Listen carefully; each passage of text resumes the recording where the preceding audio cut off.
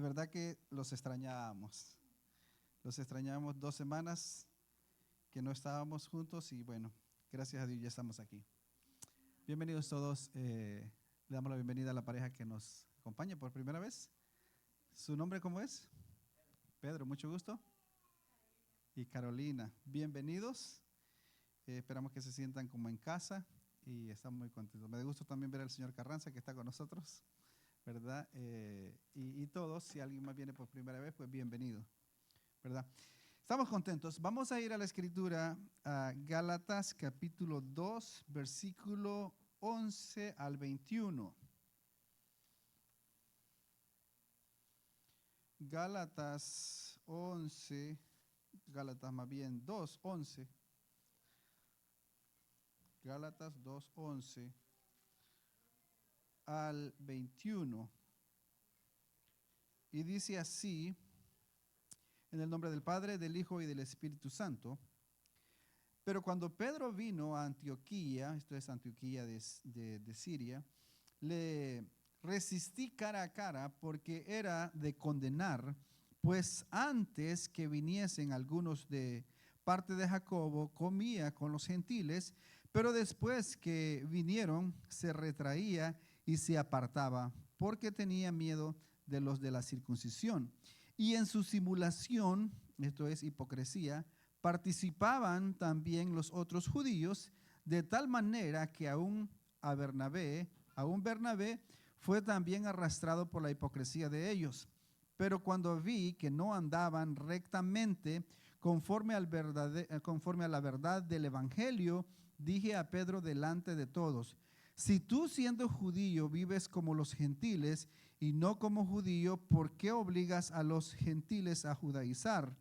Nosotros, judíos de nacimiento y no pecadores de entre los gentiles, sabiendo que el hombre no es justificado por las obras de la ley, sino por la fe de Jesucristo, nosotros también hemos creído en Jesucristo para ser justificados por la fe de Cristo y no por las obras de la ley, por cuanto por las obras de la ley nadie será justificado.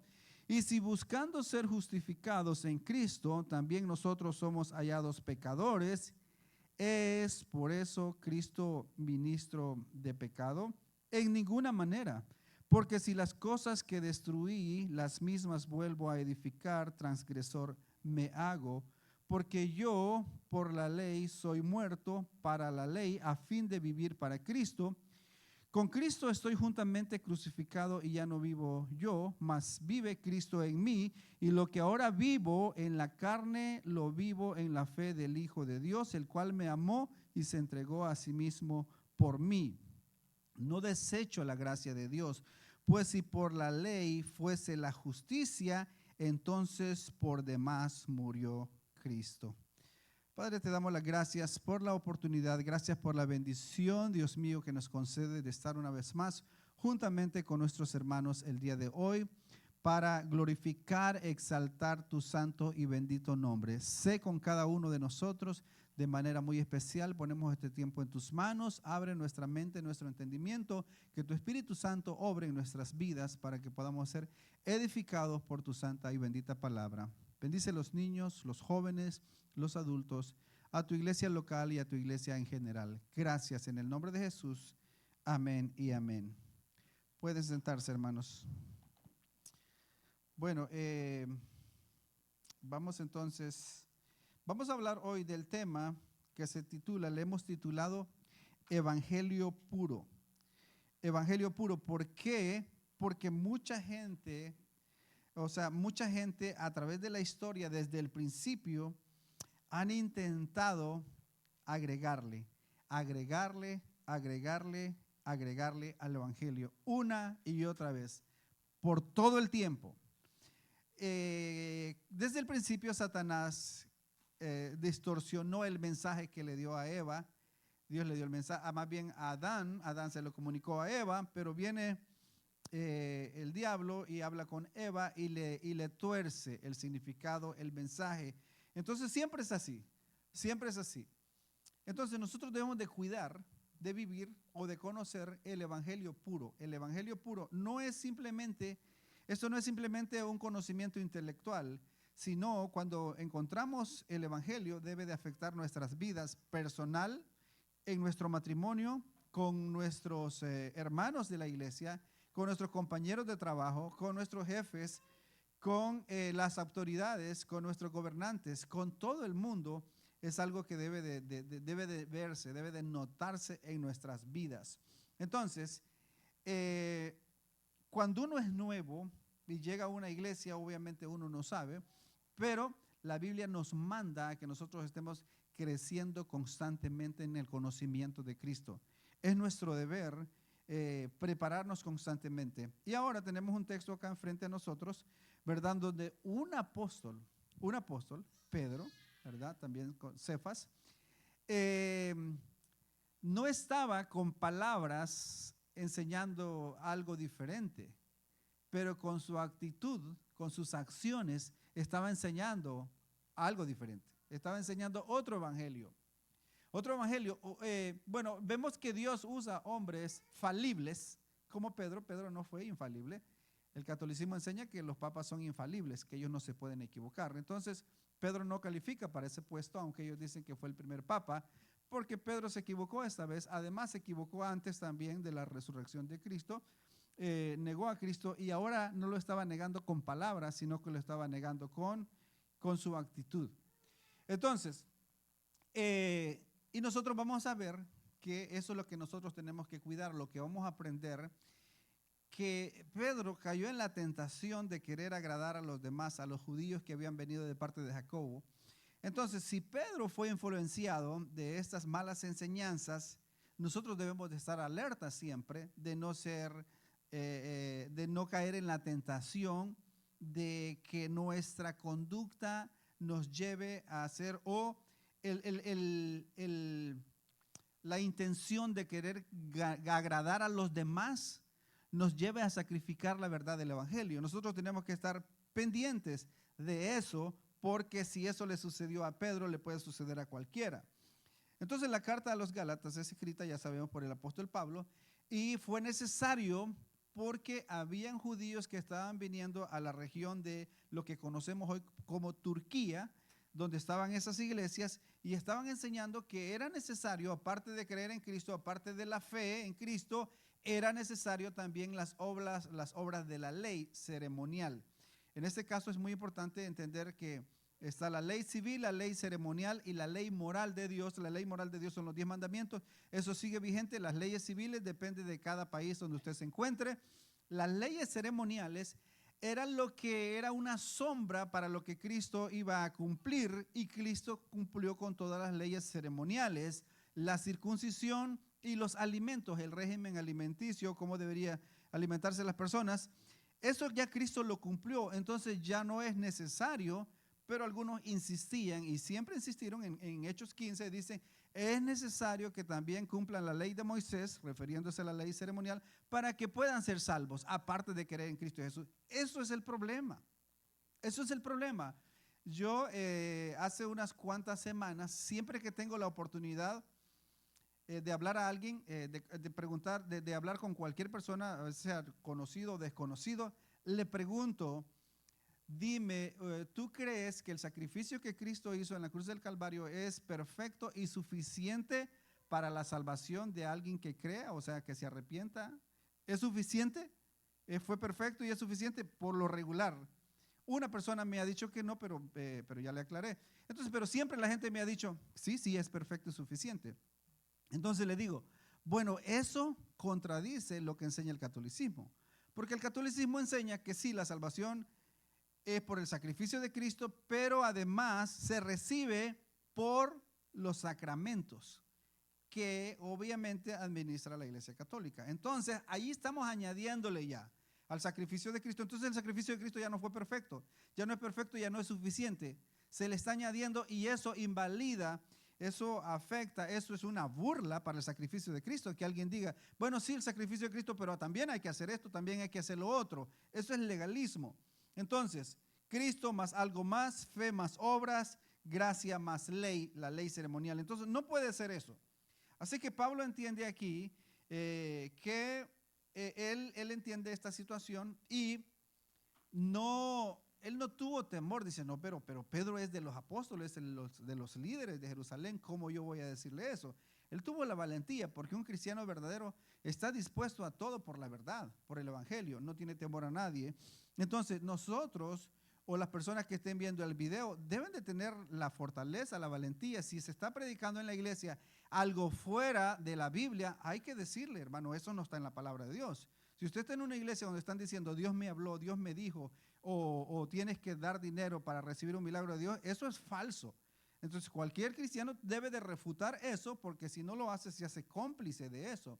No importa que sea el pastor, que sea el apóstol, que sea el ungido, claro que lo van a votar inmediatamente, que cuestione tal cosa, pero es mejor estar alejado. La doctrina verdadera va a causar división, y eso es verdad, porque no hay, la verdad no se puede sacrificar, no se puede acomodar para no ofender a nadie. Entonces, si se altera el evangelio, se pierde el evangelio. Si se altera el evangelio, se pierde el evangelio. Jesucristo dijo, un poquito de levadura leuda toda la masa. O sea, cuidado de la levadura de los fariseos, les dijo. Y ellos creían que se refería al pan, pero les dice, no, de la doctrina, de la mala doctrina de los fariseos. Entonces, el pasaje que vamos a meditar el día de hoy es eso. Así es que el evangelio no solo se predica, no solo se cree, el evangelio se vive, se nota en la conducta. Mientras estudiaba este pasaje, me venía a la mente una canción de hace muchos años del hermano Rodrigo Villarreal. Por cierto, él ya falleció o está en la presencia del Señor. Dice este canto: a través de mi ventana yo vi caer la nieve y la leña preparé para encender la hoguera, pero no quise dejar entrar a nadie, aunque el frío cruel sufrieron los de afuera. Aquellos mismos que en el verano les hablé, les canté del amor, ya no volverán en la primavera a oír mis canciones de amor. Entonces, y el coro dice, el amor no solamente se predica, sino que se vive y se practica. Hacia el cielo levantemos una mano y la otra extendamos al hermano. En esta escena, usted se imagina a la persona, el cristiano, hablando del amor, y cuando viene el frío, él prepara su hoguera y los demás están afuera y él no abre la puerta porque no quiere que se junten con él y sufren. Entonces, ¿verdad? Entonces, eso es lo que estaba pasando en esta situación. Predicando un evangelio que es por gracia, es solamente por Cristo, pero cuando vinieron los otros judíos de Jerusalén, él ya no quería juntarse con los gentiles, con los que no eran judíos, porque tenía miedo la crítica quizás de los demás. Entonces vamos a ir al punto 1. Una mala conducta niega el evangelio de Cristo. Una mala conducta niega el evangelio de Cristo, y esto lo vamos a basar en el versículo 11 al 14. Pero cuando Pedro vino a Antioquía, le resistí cara a cara, porque era de condenar. Esto quiere decir, era de reprenderlo, o sea, de reprenderlo. No hablando de condenación o de perder la salvación. Algo que se tenía que reprender. O sea, no era una falta pequeña. No era una falta pequeña, no era cualquier cosa. No era una equivocación menor. Era algo fuerte. Tenía que hacerlo. 12. Pues antes que viniesen algunos de parte de Jacobo, comía con los gentiles. Esto quiere decir los gentiles, los que no son judíos. Pero después que vinieron, se retraía y se apartaba porque tenía, ¿por qué? Porque tenía miedo de los de la circuncisión, tenía miedo de los judíos. Él quería, ahora, de los judíos que estaban enseñando lo que no era correcto, porque si hubieran sido los judíos creyentes en el evangelio puro, pues no era problema, pues eso no era problema, como Pablo no era problema. Pero él quería estar bien con estas personas que estaban enseñando otra cosa, que había que cumplir la ley ceremonial de Moisés para poder ser salvo. La circuncisión y los alimentos y guardar los días y así sucesivamente. Que todo eso era una sombra de lo que había de venir. Versículo 13. Y en su simulación, o sea, en su hipocresía, participaban también los otros judíos, de tal manera que aún Bernabé fue también arrastrado por la hipocresía de ellos. Esto es algo fuerte. Esto es algo fuerte. Entonces, nosotros no solamente predicamos verbalmente, sino que también con nuestra conducta, con nuestros hechos. Y lo que nosotros hacemos va a afectar positivamente o negativamente a otros, porque van a pensar que esto es el evangelio. Esto es el evangelio. Entonces, pero Y yo sé que nosotros hemos vivido eso. Bueno, hay un dicho popular que dice, ¿verdad? Que el que con lobos anda, aullar aprende. O el que anda en la miel algo se le pega. Si nosotros nos juntamos con personas que no están haciendo las cosas bien, pues vamos a ser igual que ellos. Entonces, por eso es importante conocer el verdadero evangelio, tanto para poder vivirlo nosotros o tanto como para también estar preparados para cuando alguien que diga que está viviendo un evangelio correcto y no es correcto, pues en el amor de Dios ayudarle, a reprenderlo como hizo Pablo. Algo es una gran responsabilidad porque, como hemos dicho, si uno sabe que alguien está haciendo algo malo y uno no lo reprende o uno no hace nada o uno mantiene el silencio, es cómplice. Es cómplice. Entonces, con amor, ¿verdad? Por amor de ayudar a la persona se tiene que hacer. Pablo lo hizo, dice que delante de todos. Fue algo fuerte. Versículo 14. Pero cuando vi que no andaban rectamente conforme a la verdad del evangelio, dije a Pedro delante de todos: si tú siendo judío vives como los gentiles y no como judío, ¿por qué obligas a los gentiles a judaizar? Entonces, era algo serio. De primero dice que estaba bien, comía con ellos y todo bien, pero después empezó a retraerse, a hacer división, como ver a los gentiles de segunda categoría. En el evangelio no hay segunda categoría, todos somos cristianos, todos somos hijos de Dios, todos pertenecemos al cuerpo de Cristo. No hay una élite en particular especial, o sea, no importa si es ateo, si es apóstol, si es, no importa el rango que tenga, o sea, no hay rango, el nombramiento o el trabajo que haga de mayor responsabilidad es mayor humillación debe de ser, porque es más responsabilidad. Entonces, no hay cristianos de segunda categoría, todos, ya sea gentiles o sea judíos. Entonces dice, pero cuando le vi que no andaban conforme a la verdad. O sea, como mencionamos, es algo serio, no es algo suave que estaba sucediendo. Entonces, aquí Pablo narra un hecho histórico real. Pedro, el mismo Pedro que había predicado de Jesús en el Pentecostés, ahora estaba enseñando implícitamente con su conducta una doctrina diferente, Pedro comía con los gentiles, eso no era un detalle social, eso era una declaración teológica. Imagínese usted, una declaración teológica sin palabras, simplemente por la conducta. En Cristo los judíos y los gentiles somos uno, no hay diferencia, y lo que era para los gentiles, los judíos, las leyes ceremoniales que debían de cumplir antes de la resurrección de Cristo, eso termina en la resurrección de Cristo. Pero cuando llegaron algunos de los judíos, dice, más conservadores, Pedro se apartó. ¿Por qué? El texto dice, por miedo a ellos, Pablo ya había dicho antes en el capítulo 1, si yo buscare agradar a los hombres no sería siervo de Cristo, ¿verdad? Entonces uno no puede, por miedo a que los amigos, las amistades que uno tenía antes o quien sea que sea, uno no puede sacrificar la verdad del evangelio, ¿verdad?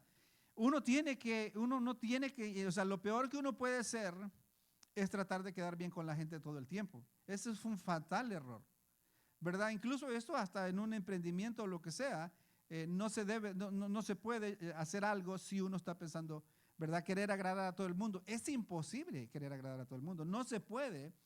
Entonces el Señor dijo, el que no es conmigo contra mí es, y el que conmigo no recoge desparrama. Así que somos de Cristo, no importa lo que sea, o a quien le guste o a quien no le guste, somos de Cristo. Así que el miedo al hombre siempre nos llevará a negar lo que sabemos que es verdad. El miedo al hombre. El cristiano tiene que estar dispuesto a todo por amor al evangelio, por amor a Cristo. Y lo más grave es que arrastró también a otros judíos. En esa simulación, en esa hipocresía, afectó a Bernabé, produjo hipocresía en la iglesia. Ahora imagínense, yo solamente mientras yo estudiaba esto, pensaba en lo que Pablo nos narra, pero aquí no sabemos en lo que los otros hermanos se dieron cuenta, ¿Qué habrán dicho los otros? Bueno, ¿y Pedro por qué ahora que vinieron los otros, ahora ya no come con nosotros? O sea, no, claro que ellos se dieron cuenta. O sea, estaban muy contentos, bien del apóstol había venido de Jerusalén y a Antioquía de Siria, y ahora ellos veían eso como que se avergonzaba de los hermanos que no eran judíos. Ellos se daban cuenta, como digo, aquí solamente tenemos lo que Pablo nos enseña, pero seguramente los otros hermanos también estaban decepcionados de Pedro.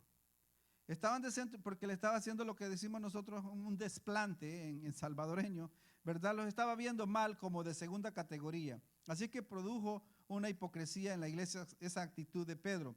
Entonces Pablo dice algo así: no andaban rectamente conforme a la verdad del evangelio. No andaban rectamente conforme a la verdad del evangelio. No dijo, no estaban siendo sabios, no dijo, no estaban siendo prudentes, sino dijo que no estaban viviendo conforme al evangelio. Conocer el evangelio implica vivir el evangelio. Vivir el evangelio y andar rectamente en todo lo que hagamos, en todo lo que decimos.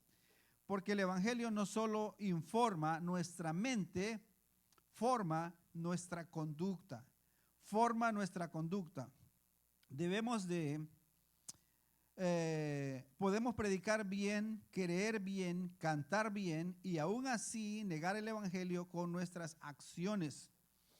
Cuando tratamos a otros como creyentes de segunda categoría, cuando buscamos aprobación de los demás, cuando callamos la verdad por comodidad, como para no incomodar a nadie, entonces estamos negando la verdad del evangelio. Predicamos un evangelio distorsionado cuando no vivimos lo que supuestamente nosotros hemos confesado que es el evangelio. Y de eso nosotros sabemos que hay mucha gente pretende creer en Dios, creer en Cristo, pero con sus hechos lo niegan, como dice la Escritura. Entonces nosotros tenemos que tener mucho cuidado en ese sentido, que en primer lugar que no seamos nosotros esas personas y en segundo lugar que nosotros de algún modo podamos ayudar a esas personas y decirles, oye, no, pero mira, esto es así, o sea, no puede ser esto y esto, o sea, no se puede servir a dos señores. ¿Eres cristiano o no eres cristiano? ¿Le sirves al Señor o le sirves al mundo? Número 2, la doctrina correcta define la salvación. La doctrina correcta define la salvación. No se puede mezclar una cosa con la otra. Esto vamos a verlo del 15 al 16. Dice Pablo, nosotros judíos de nacimiento y pecadores y no pecadores entre los gentiles, sabiendo que el hombre no es justificado por las obras de la ley, sino por la fe de Jesucristo. Nosotros también hemos creído en Jesucristo para ser justificados por la fe de Cristo y no por las obras de la ley, por cuanto por las obras de la ley nadie será justificado. Pedro sabía correctamente esto. Lo sabía, pero quería agradar a otros. Tuvo miedo.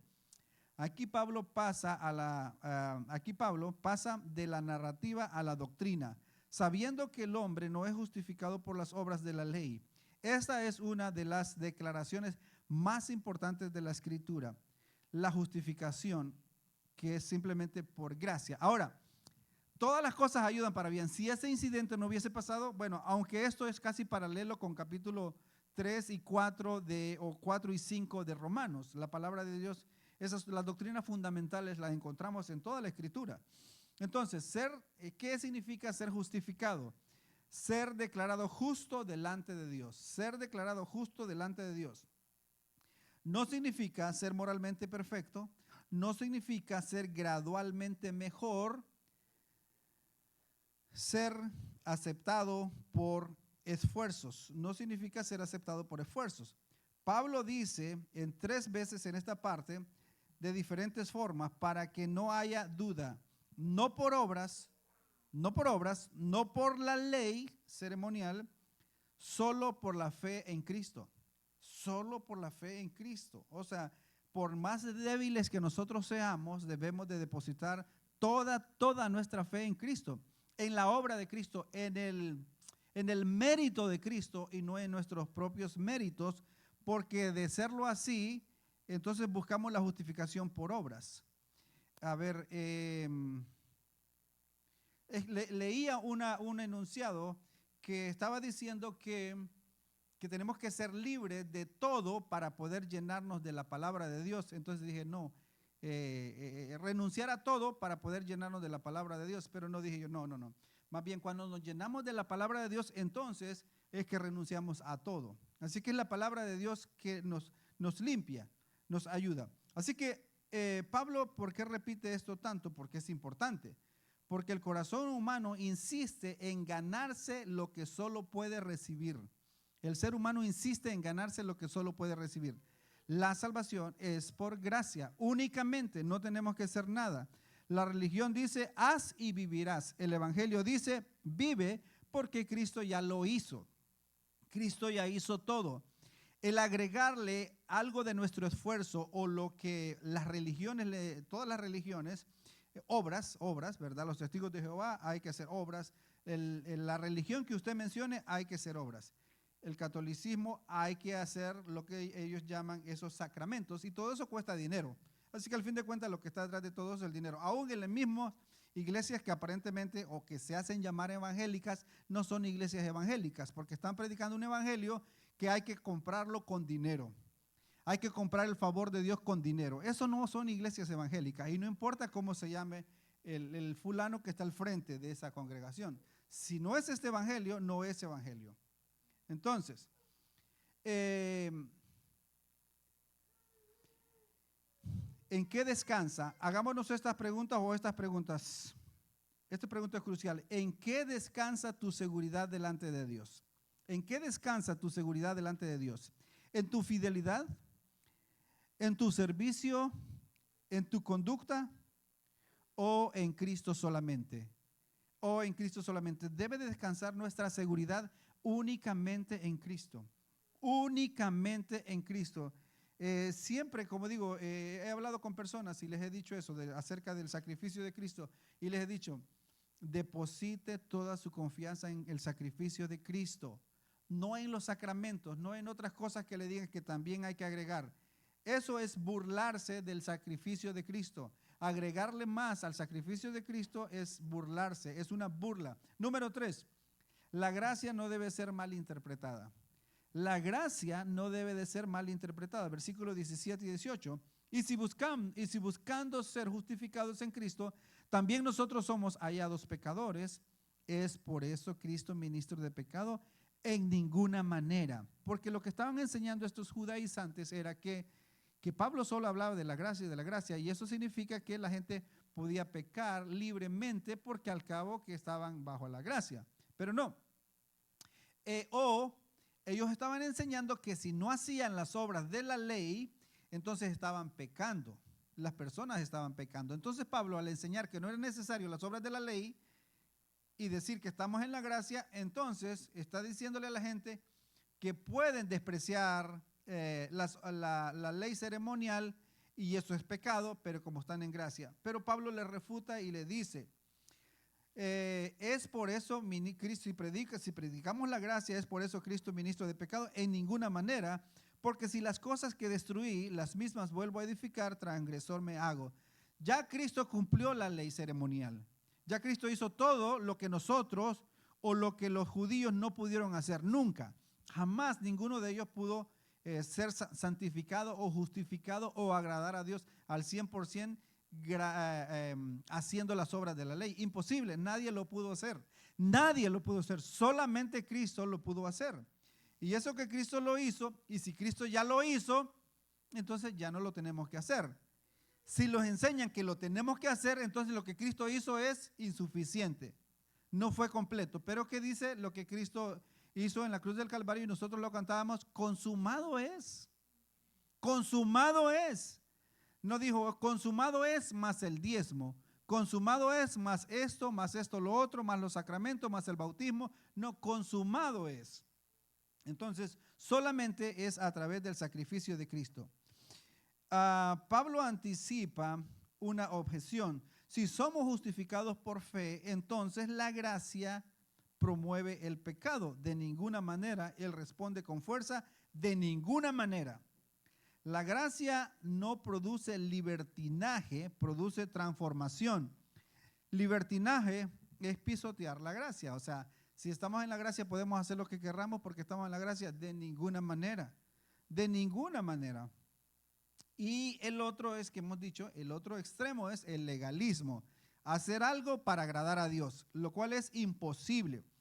Solo podemos agradar a Dios por medio de Cristo, estando en Cristo, porque Cristo es el único que ha podido agradar al Padre. Nosotros no alcanzamos a agradar al Padre de ninguna manera. Cuando Dios nos ve a nosotros, ve al Hijo en nosotros, a Cristo.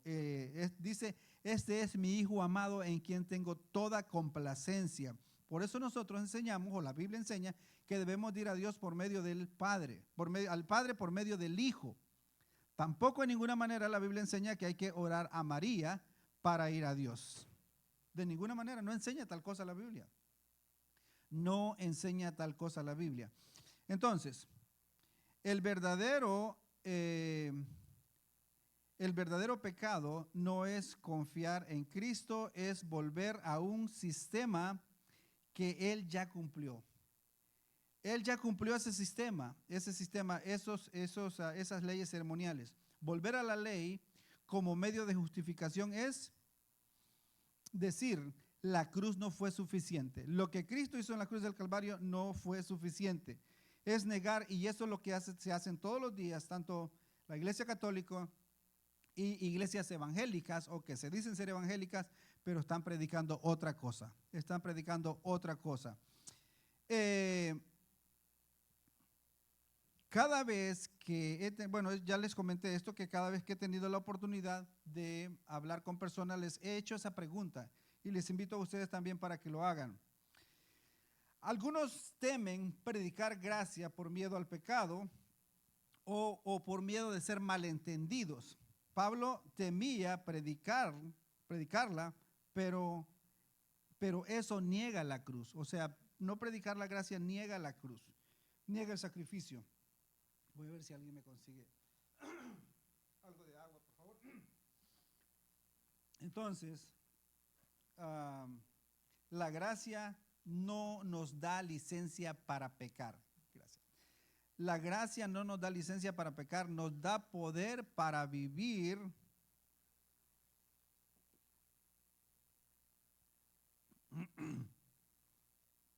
nos da licencia, nos da poder para vivir en Dios.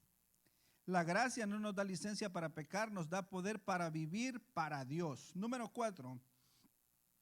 La cruz de Cristo declara nuestra identidad. La cruz de Cristo declara nuestra identidad. Gálatas 2:19 y 20. Porque yo por la ley soy muerto para la ley, a fin de vivir para Dios. Por Cristo, con Cristo estoy juntamente crucificado, y ya no vivo yo, mas vive Cristo en mí, y lo que ahora vivo en la carne, lo vivo en la fe del Hijo de Dios, el cual me amó y se entregó a sí mismo por mí. La cruz de Cristo declara nuestra identidad. Entonces nosotros no solamente tenemos que decir, quizás confesar con nuestra boca de que somos cristianos, sino eso se va a lograr cuando nosotros nos identificamos. O sea, muchas veces hay gente, ¿verdad? Dice, y lo hemos escuchado, y suena bonito decir, Cristo tiene que ser el centro de tu vida. No, Cristo tiene que ser el todo en tu vida. Él tiene que vivir en ti. Entonces, porque yo por la ley soy muerto para la ley a fin de vivir para Dios. Esa ley que antes era necesario y fue difícil para los judíos, estaban tan apegados a eso que lo querían seguir haciendo a pesar de que ya estaban en Cristo y que eso ya era obsoleto. Con Cristo estoy juntamente crucificado y ya no vivo yo, mas vive Cristo en mí, y lo que ahora vivo en la carne lo vivo en la fe del Hijo de Dios. Ese es el cristiano, el que dice, yo ya no quiero vivir yo, quiero que Cristo vive en mí. Juan el Bautista dijo, es necesario que yo mengue y que Él crezca, ¿verdad? Que cada día nosotros nos parezcamos a la imagen de Cristo, a la imagen de Cristo. Nosotros tenemos que esta debe ser nuestra oración cada día. Señor, ya no quiero vivir yo quiero que tú vivas en mí, que seas tú, que la gente pueda ver en mí lo que has hecho en la cruz del Calvario por mí, ¿verdad? Aquí llegamos al corazón del pasaje. Con Cristo estoy juntamente crucificado. Con Cristo estoy justamente crucificado. Cuando Cristo dijo, si alguno quiere venir en pos de mí, niéguese a sí mismo, tome su cruz cada día, está diciendo, muera cada día para el yo personal, para el yo, para el pecado, para el mundo. Pero gente que quiere decir que es cristiana, pero agradando al mundo, o viviendo todavía como el viejo hombre, y luego, no, pero es que yo así soy, ¿y qué? Yo así soy. No, eso no es ser cristiano. O sea, el que quiera venir en pos de mí, tome su cruz cada día y sígame. Tiene que ser una vida que se va transformando constantemente, constantemente. Con Cristo estoy juntamente crucificado. Y ya no vivo yo, mas Cristo vive en mí, y lo que ahora vivo en la carne, lo vivo en la fe del Hijo de Dios. Este no es solo un versículo bonito, es una declaración de identidad, de identidad. El creyente murió con Cristo, vive en Cristo, o sea, resucitó con Cristo, depende de Cristo. La vida cristiana no es Cristo me ayuda a vivir mi vida. No. O a veces se podemos escuchar decir también, bueno, cuando yo estoy manejando, yo le pido a Dios que Él me ayude a manejar. No, deje que Él maneje, ¿verdad? Que Él maneje su vida, no, que no sea un ayudante, porque lo hace mejor, Él conoce todas las cosas. Cristo me ayuda a vivir mi vida. Cristo vive su vida en mí. Debemos de dejar que Cristo viva su vida en nosotros. Para eso nosotros tenemos que conocer más de Cristo y poder decir, ya no vivo yo, mas vive Cristo en mí. Debe ser esa nuestra oración constantemente, todos los días, porque al final del día eso es lo que nos vamos a llevar, ¿verdad? Entonces no hay un punto medio, no hay un punto medio. O sea, ¿es Cristo en nosotros o es Cristo fuera de nosotros y no somos cristianos? Pero no pueden ser las dos cosas. Esto cambia todo. ¿Cómo luchamos contra el pecado? ¿Cómo enfrentamos el sufrimiento? ¿Cómo servimos? ¿Cómo perseveramos? Cuando Cristo vive en nosotros, cuando dejamos que Cristo vive en nosotros, entonces podremos luchar contra el pecado, contra las tentaciones, contra todo aquello que desagrada a Dios. De otro modo, es imposible. El Señor dijo, separados de mí, nada podéis hacer. Separados de mí, nada podéis hacer. Si Jehová no edifica la casa, en vano trabajan los que la edifican. Cuando yo veo una casa, un edificio como este o el que sea, yo veo la mano de Dios. ¿Hace cuántos años se construyó este edificio? ¿Y por qué todavía sigue de pie? Porque la mano de Dios lo mantiene de pie. La misericordia de Dios lo mantiene de pie. Si Jehová no edifica la casa, en vano trabajan los que la edifican. Un puente, vemos un puente, ahí vemos la mano de Dios. Dios lo sostiene ese puente. Eso dice la palabra del Señor. ¿Verdad? Dice que ni un pájaro cae a tierra si no es su voluntad. Entonces,